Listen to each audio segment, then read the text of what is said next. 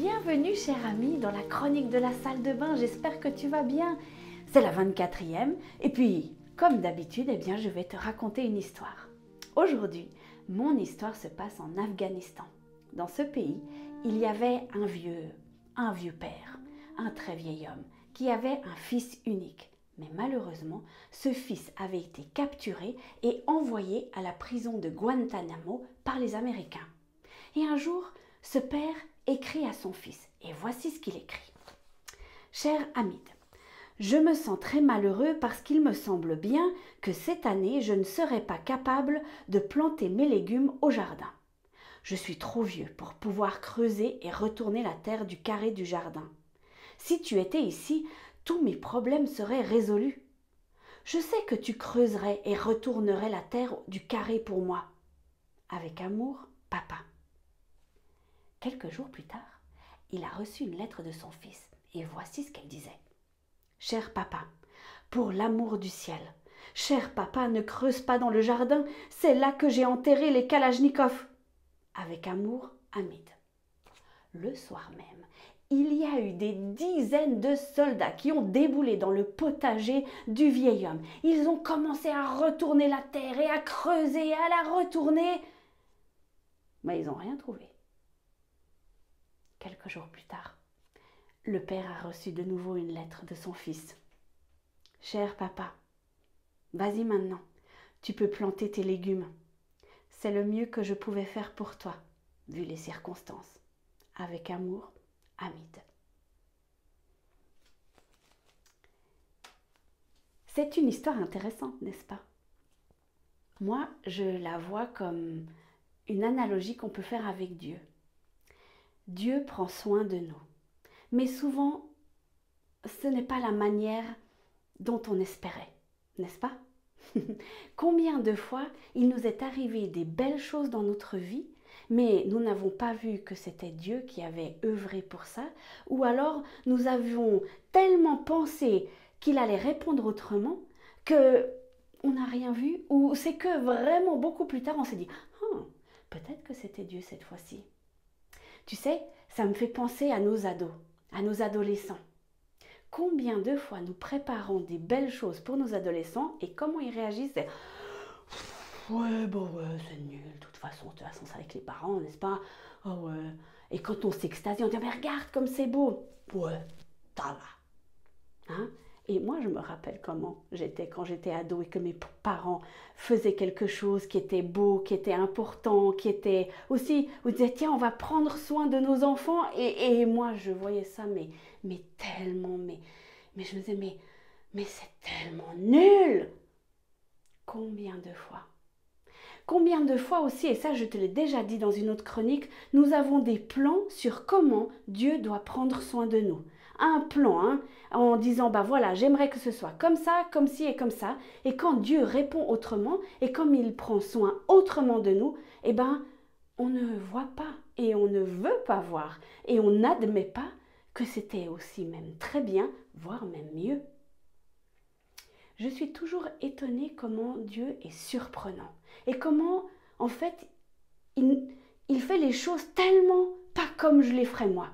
Je te donne un exemple. Il n'y a pas longtemps, j'ai commencé à créer un podcast qui s'appelle « Il était une fois des sages ». C'est un récit de vie à deux voix, c'est-à-dire que j'interviewe une personne plus âgée, je l'interviewe sur son enfance, son adolescence, sur son rapport à la foi, et puis ensuite je fais tout un montage où je raconte leur histoire avec ma voix et leur voix, et ça donne un récit de vie à deux voix. Et j'ai commencé à faire ça parce que ça fait longtemps que j'ai ça dans la tête, où je me dis mais c'est important d'écouter la voix de ces sages. Mais je ne savais pas comment. Et il m'a fallu beaucoup de chemins tortueux pour arriver jusque-là. Et puis j'en ai fait plusieurs. Et ce qui est incroyable, c'est que c'est plein de bénédictions ces podcasts. Ça bénit beaucoup de monde, mais là où je ne m'y attendais pas, c'est que ça me bénit moi. Eh bien, figure-toi qu'en faisant ces podcasts, ça me répare un petit peu. Bien sûr que j'ai des blessures qui sont pas visible, que tout le monde a des blessures, hein, et moi j'en ai, peut-être que ça se voit pas, je les dis pas forcément, mais tout d'un coup je me suis rendu compte qu'en faisant ce podcast, en écoutant la voix de ces personnes âgées, je me répare un petit peu. Et je me suis dit, tiens, ça c'est vraiment étonnant comment Dieu prend soin de moi. Vraiment. J'avais jamais pensé ça. Moi, je faisais ce podcast pour bénir les autres, pour dire, mais regardez, en écoutant ces gens-là, vous allez pouvoir faire quelque chose de vos vies, vous allez pouvoir avancer dans vos vies. Et en fait, je me rends compte que ça me répare moi. Et là, je trouve ça tellement génial de la part de Dieu. Il avait tout prévu. Alors oui, ça me demande du travail. Oui, ça ne tombe pas comme ça, tout cru dans la bouche. Mais ce qui est génial, c'est qu'il prend soin de moi. Et j'ai des dizaines d'histoires à te raconter où Dieu prend soin de moi, tout particulièrement, de la manière complètement inattendue. Comme ce vieil homme avec son potager. Il ne savait pas comment faire pour retourner la terre. Il était bien trop vieux. Et son fils a envoyé les soldats américains le faire pour lui. C'est génial, non?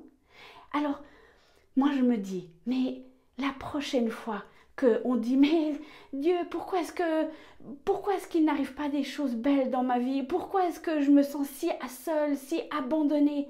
Peut-être que nous pourrions faire cette prière.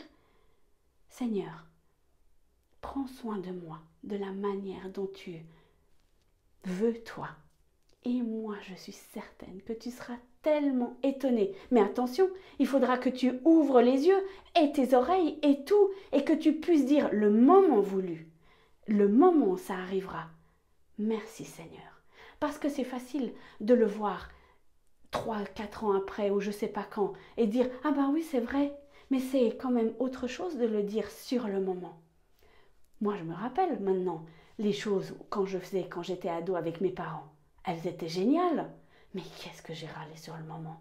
Alors que ça aurait été peut-être un peu plus simple de dire « Tiens, merci papa et maman d'avoir fait ça pour moi et d'avoir pu profiter du moment. » Alors oui, je sais, les ados, c'est tout un truc. Hein, on ne va pas refaire la vie de ces jeunes gens et de ces jeunes filles. Mais essaye de voir les choses d'une autre manière le moment où ça arrivera. Alors je t'encourage à ouvrir tes yeux, tes oreilles, à prier, à regarder et à observer. Et regarde ce que va faire le Dieu de l'univers. T'imagines, il a créé l'univers entier. Mais c'est juste incroyable ce qu'il a fait. Tu crois pas qu'il peut faire des choses incroyables dans ta vie et prendre soin d'une façon si particulière dont tu te souviendras pendant des années? Moi, j'en suis certaine. Alors je te souhaite une belle, une magnifique journée, même si elle a mal commencé. Regarde. À bientôt.